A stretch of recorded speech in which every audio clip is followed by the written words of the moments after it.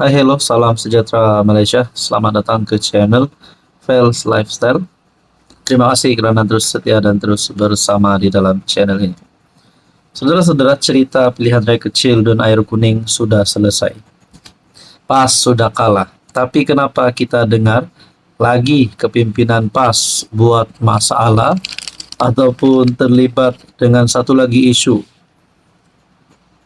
Tak cukupkah kacau ataupun ada PRU, pilihan raya di negeri ataupun di negara sendiri? Kenapa terdapat isu pemimpin PAS campur PRU Singapura? Menurut Hasbi, perkara ini boleh calar hubungan diplomatik. Saya pun tidak tahu ada satu dua orangkah pemimpin PAS yang coba untuk campur tangan di dalam PRU Singapura.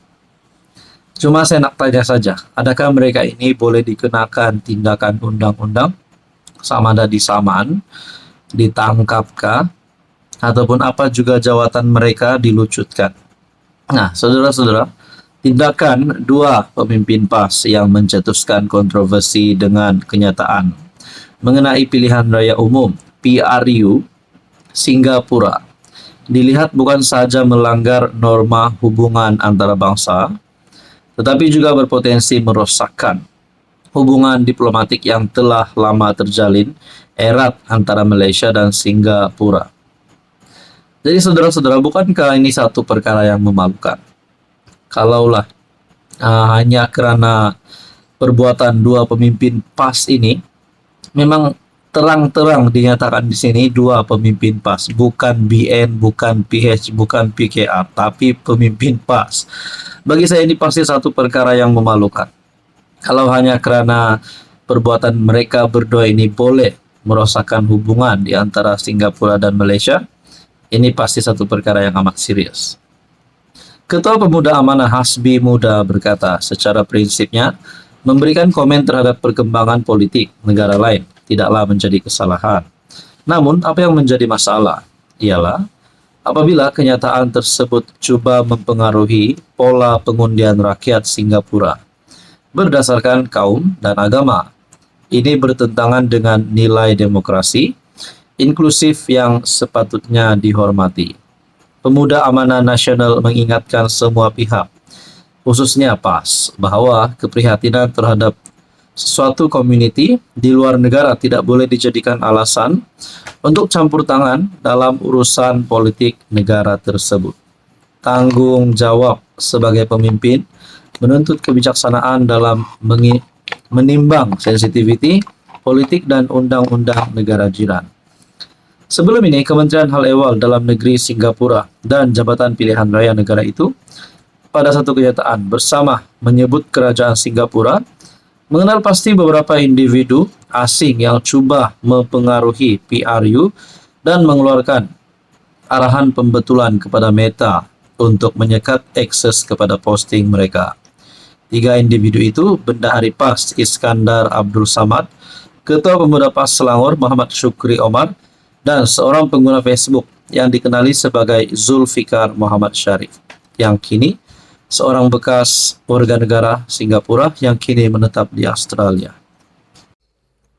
Hai, hello, salam sejahtera Malaysia. Selamat datang ke channel Fels Lifestyle. Terima kasih kerana terus setia dan terus bersama di dalam channel ini. Kepada yang baru di dalam channel ini, selamat datang, admin ucapkan. Setelah keputusan PRK Dun Air Kuning, keputusan rasmi BN menang.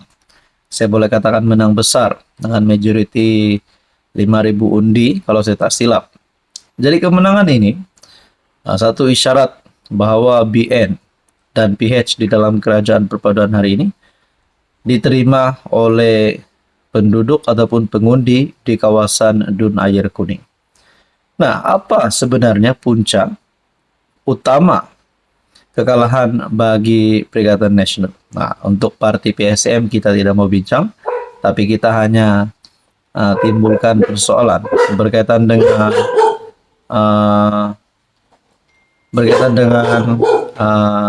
parti PN pula. Apa sebenarnya punca utama kekalahan PN? Ada yang kata disebabkan menunggang isu ladang babi lah. Ada yang kata mereka tidak percaya dengan kepemimpinan PN lah. Jadi banyaklah yang bersuara. Tapi ada satu pandangan, satu kenyataan daripada Tok Him. PN kalah sebab sombong, strategi bangang. Saya rasa ini satu lagi pukulan padu untuk PN, terutamanya Parti PAS yang menghantar calon bagi PRK Dun Air Kuning.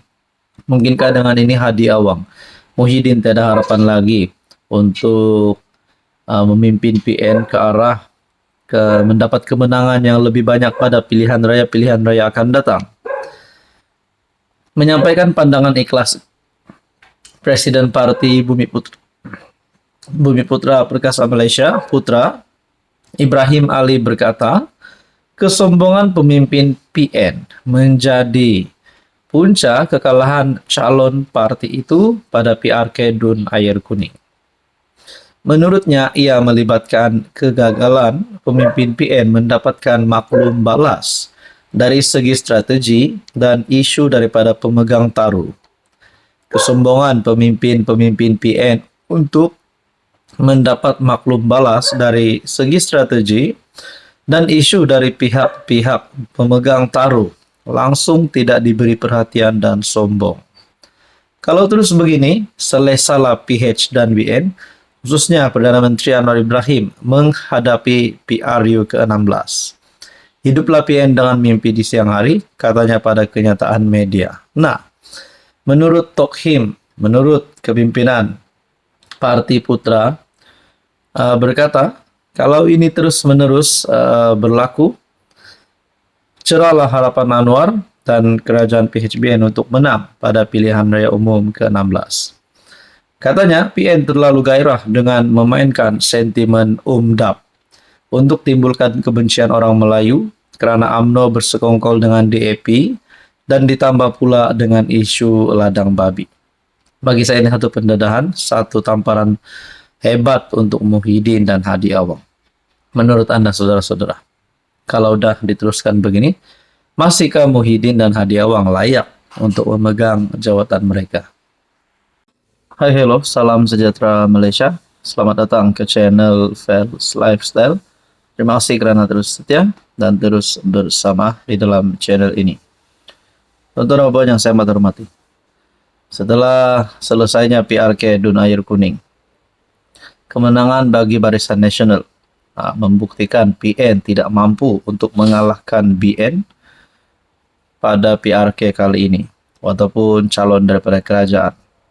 Rupanya Ahmad Zahid Hamidi sebagai pengurus CPN ada membuat kenyataan berkaitan dengan PN ini hanya mimpi di siang hari kalau nak adakan kerjasama bersama Barisan Nasional. Dan pada akhirnya Muhyiddin Yassin. Apa Muhyiddin kata? Beliau kata, Muhyiddin sindir Ahmad Zahid.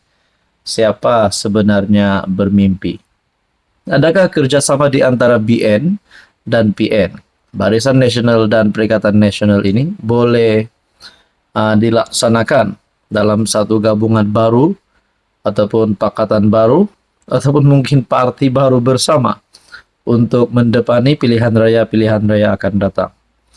Adakah ahli parlimen daripada BN UMNO akan menyertai PN ataupun ahli parlimen daripada PN akan menyertai UMNO BN?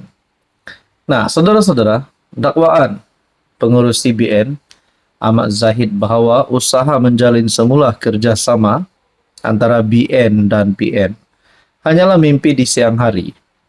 Dibidas PN yang menyifatkan sebagai penafian terhadap politik semasa. Pengurus CPN Tan Sri Muhyiddin Yassin berkata, walaupun Ahmad Zahid cuba meyakinkan penyokong bahawa UMNO kekal dengan prinsip perjuangannya, namun realiti di lapangan menunjukkan sebaliknya. Ini bukan mimpi di siang hari, tapi sudah berlaku. Itu realiti. Ahmad Zahid hendak nafi apapun. Dia kata BN UMNO bukan UMNO DAP. Tetapi yang nyata, dia bermimpi di siang hari. Rakyat tak bermimpi. Rakyat melihat hakikat kenyataan yang berlaku pada hari ini, di mana orang melihat ia satu pengkhianatan pada perjuangan asal mereka. Beliau yang juga ahli Parlimen Pago berkata demikian pada sidang akbar selepas Majlis Rumah Terbuka Aidilfitri Parlimen Pago di Kompleks Sukan Pago pada Sabtu. Pada Jumaat, BN memberi bayangan jelas untuk tidak kembali menjalin kerjasama dengan PN bagi membentuk kerajaan Perak. Ahmad Zahid menyifatkan hasrat yang dikemukakan oleh pemimpin PN itu sebagai mimpi di siang hari. Manakala Muhyiddin pula berkata, sambil menyindir Zahid, siapa sebenarnya yang bermimpi. Jadi antara persoalan paling besar adalah, adakah BN dan PN ini mampu untuk bergabung semula? Apa komen Anda?